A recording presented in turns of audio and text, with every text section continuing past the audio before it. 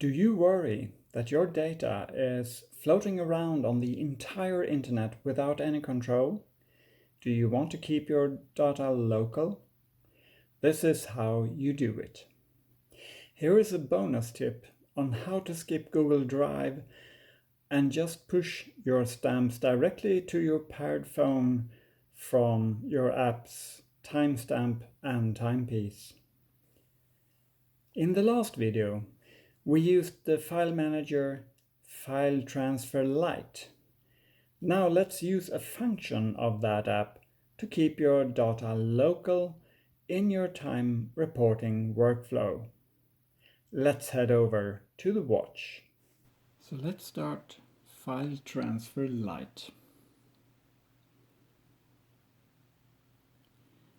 We go up one floor to find ourselves in Documents. There we have two files. Current text with a K. This is the file that contains the timestamps for TimePiece. And then we have current with a C. That contains the timestamps for timestamp.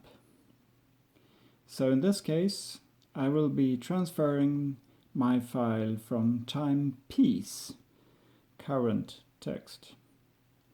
So I select my file, I click share, and I want to ship it to the phone that's paired to this watch.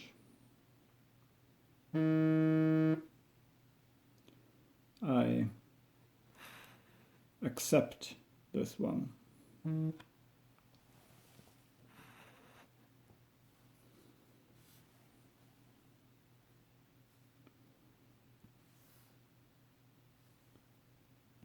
So I can open it, for instance, in Word.